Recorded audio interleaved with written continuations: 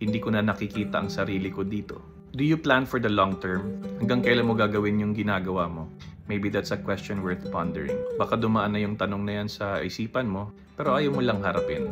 Kaya there are times na masasabi mong, hindi ko na nakikita ang sarili ko dito. And maybe it shouldn't arrive at that point. Maybe you can start thinking about your future now and be able to plan it better. Think long-term talaga and figure out your milestones.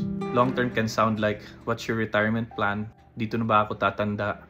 Or, siya ba ang gusto ko makapiling habang buhay?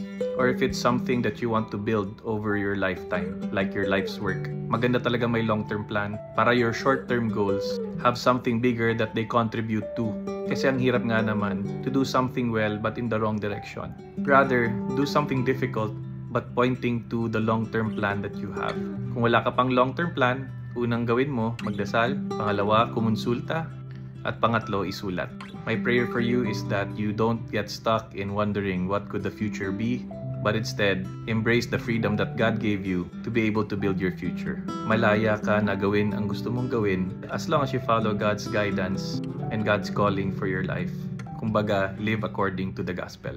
Yung totoong long term naman talaga natin is to be with God for eternity.